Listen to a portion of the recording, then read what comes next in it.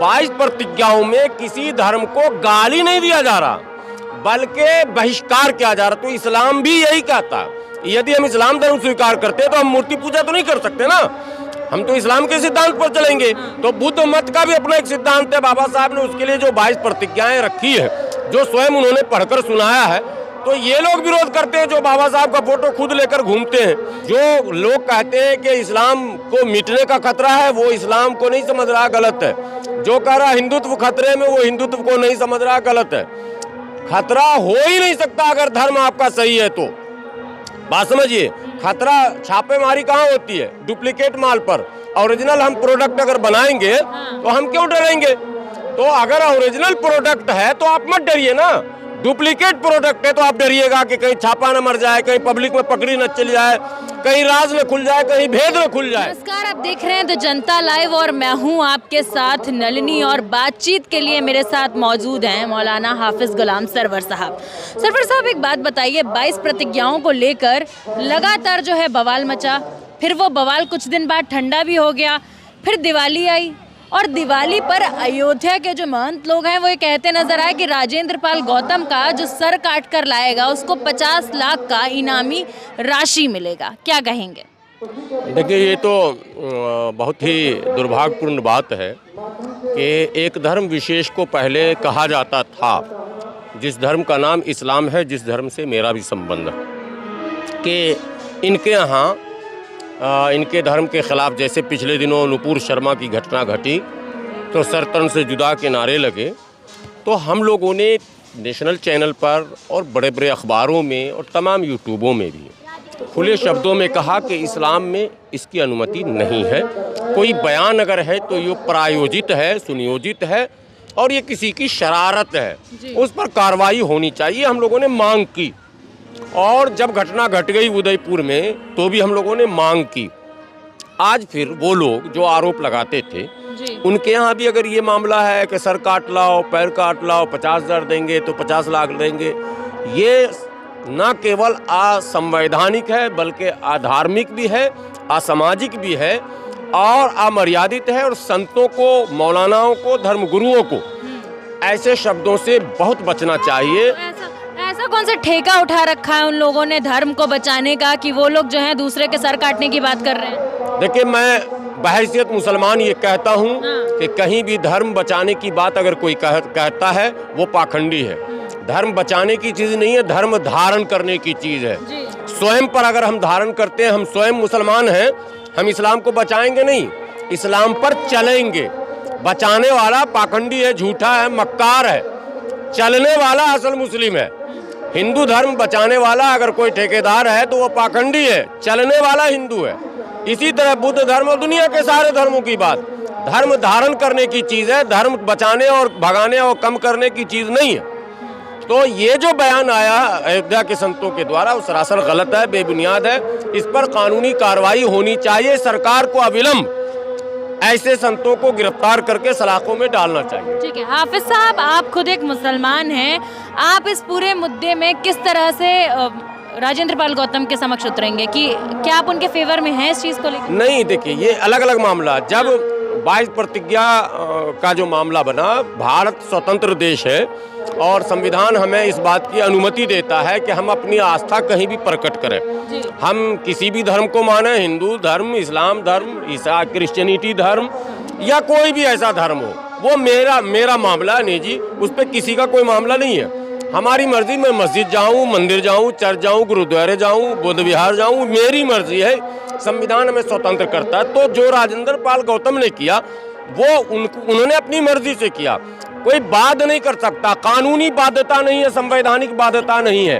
अब जो लोग हंगामा कर रहे हैं वो गलत कर रहे हैं, लेकिन राजेंद्र पाल गौतम जी को भी जो स्टैंड लेना चाहिए था वो ले नहीं पा रहे हैं। वो भी पता नहीं किस तरफ ले जाना चाह रहे हैं इस बात को। क्लियर कट बात है कि भाई मेरी आस्था बुद्ध मत पर है, मैंने बुद्ध धर्म ग्रहण कर लिया। अगर हम पर ये आरोप है, देखिए, मैं इस्लाम को मानता हूँ, इसका ये मतलब नहीं है कि हम दूसरे धर्म को गाली देंगे। 22 प्रतिज्ञाओं में किसी धर्म को गाली नहीं दिया जा रहा, बल्कि बहिष्कार किया जा रहा। तो इस्लाम भी यही कहता है। यदि हम इस्लाम धर्म स्वीकार करते तो हम मूर्ति पूजा तो नहीं कर सकते ना, हम तो इस्लाम के सिद्धांत पर चलेंगे। तो बुद्ध मत का भी अपना एक सिद्धांत है, बाबा साहब ने उसके लिए जो 22 प्रतिज्ञाएं रखी है, जो स्वयं उन्होंने पढ़कर सुनाया है। तो ये लोग विरोध करते हैं जो बाबा साहब का फोटो खुद लेकर घूमते हैं, जो बाबा साहब के विषय में किताबें लिखते हैं, व्याख्यान करते हैं, चर्चाएं और सभाएं और सेमिनार करते हैं, वो उसी 22 प्रतिज्ञा के पढ़ने और दोहराने पर विरोध करते हैं। तो ये तो एक विचित्र बात है कि भाई ऐसा क्यों हो रहा। लेकिन देश के समस्त नागरिकों का सवाल है, ये सिर्फ राजेंद्र पाल गौतम का सवाल नहीं है।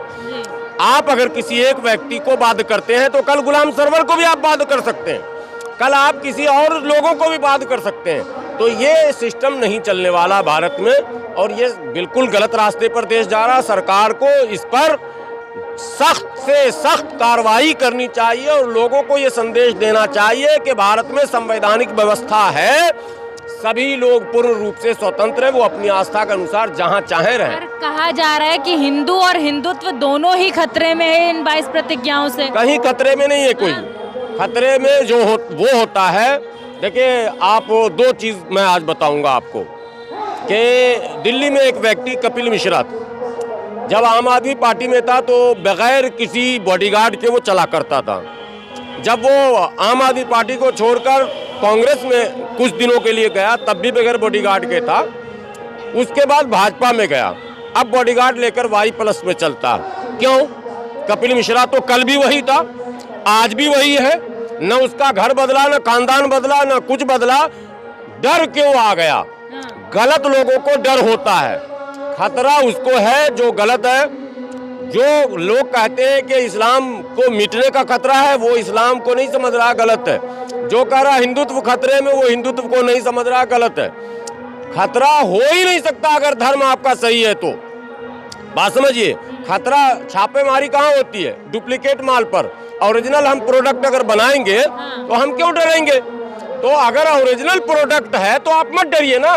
डुप्लीकेट प्रोडक्ट है तो आप डरिएगा कि कहीं छापा न मर जाए, कहीं पब्लिक में पकड़ी न चली जाए, कहीं राज न खुल जाए, कहीं भेद न खुल जाए, इत्यादि इत्यादि। इसलिए जो लोग कहते हैं कि हिंदू और हिंदुत्व खतरे में है, उनसे ये पूछिए कि क्यों भाई, माल असली नहीं है क्या? माने असली हिंदुत्व को तुमने छुपा लिया क्या? नकली हिंदुत्व को सामने लाया क्या? डर किस बात का? कैसा खतरा? कौन सा खतरा? कौन आक्रमण कर रहा? किस पर आक्रमण कर रहा?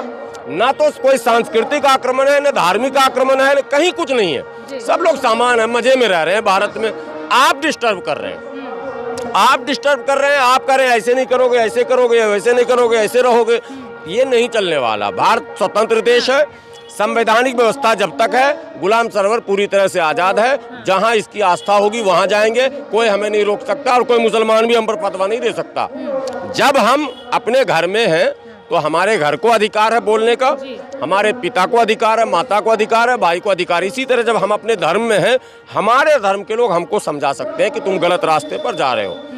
दूसरे धर्म के लोगों को भी प्यार से तो आप जाकर कह सकते हैं, लेकिन सख्त होकर ना तो अपने धर्म को कह सकते ना दूसरे धर्म को, क्योंकि भारत में एक धर्म सबसे बड़ा है, वो है संविधान।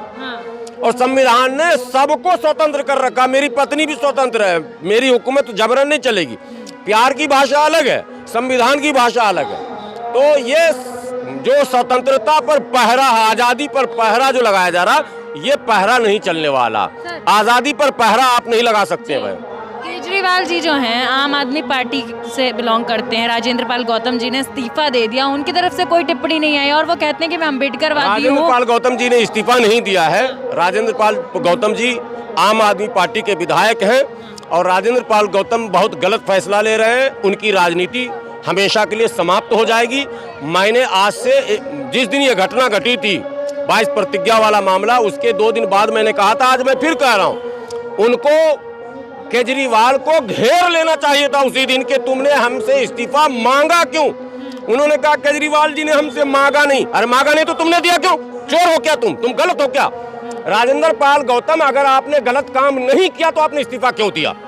और आपको बर्खास्त किया जाता तो केजरीवाल को हम पकड़ते। आप तो न केजरीवाल को पकड़ सकते हैं ना आप। ये बहुत गलत रास्ता इन्होंने अख्तियार किया है, समाज को दिग्भ्रमित कर रख दिया। हम इनका समर्थन में खड़े हैं। ये उसी पार्टी में प्रचार कर रहे हैं, जाकर पार्टी का बचाव कर रहे हैं केजरीवाल का। जो हनुमान भक्त केजरीवाल जी हैं, तो उनके हनुमान की भक्ति पर हमने आपत्ति नहीं की भाई, वो करें। उन्होंने लक्ष्मी पूजा की ना, आपको याद होगा लाइव टेलीकास्ट हुआ, कई विधायक उसमें दलित मुस्लिम सब थे, वो उनकी आस्था थी, अपना कर रहे हैं। अब तो कह रहे हैं कि नोटों पे भी लक्ष्मी गणेश का फोटो होना चाहिए क्योंकि फिर जो है सुख आएगा, समृद्धि आएगी। मैंने उनको कहा था केजरीवाल जी, आपने धर्म नहीं पढ़ा है तो धर्म की बात मत कीजिए। धर्म में है विद्या ददाति विनयम विनया ददाति पात्रताम पात्रतया धनमाप्नुति धनात धर्म ततः सुखम। सुख और शांति और धन उपार्जन का मार्ग विद्या है। तो विद्या तो आप दे नहीं रहे हैं, ड्रामा कर रहे हैं 4 स्कूल दिखाकर सैंपल में, और कह रहे हैं कि लक्ष्मी और गणेश से आ जाएगा। बिल्कुल गलत, धर्म उन्होंने पढ़ा ही नहीं है। धर्म जो वास्तविकता बताता है वो ये कि विद्या प्राप्त कीजिए, आपके मार्ग जो है खुलेंगे, सुख के, शांति के, पैसे के, वैभव के, ये रास्ते हैं। कैसी बात कर रहे हैं, वो कह रहे हैं डॉलर रुपया बराबर आ जाएगा तो उनको लक्ष्मी गणेश की तस्वीर होने तो मोदी जी से एक बार बंद कमरे में बात कर लें, अगर ऐसा संभव है तो इससे अच्छा तो कोई उपाय नहीं है, तो हम उनके मुरीद हो जाएंगे। लेकिन ये सब वोट के लिए अगर कर रहे हैं तो गलत है, बिल्कुल गलत क्या है। लगता है, मतलब गुजरात में इलेक्शन जीतने के लिए बस ये किया जा रहा है? तो नहीं, इलेक्शन जीतने के लिए आप सच्चे हिंदू बनिए ना, सच्चे मुसलमान बनिए ना, सच्चे सिख, सच्चे ईसाई बनिए ना। ड्रामेबाजी क्यों कर रहे हैं? जो धर्म की किताब कही न रहा वो बात आप कह रहे हैं। धर्म की किताब कह रहा पढ़ोगे तो बढ़ोगे। धर्म की किताब कह रहा है सुख और शांति और अमन और चैन और आपका जो धन उपार्जन का मार्ग है वो विद्या है, ये कह रहा है वेद।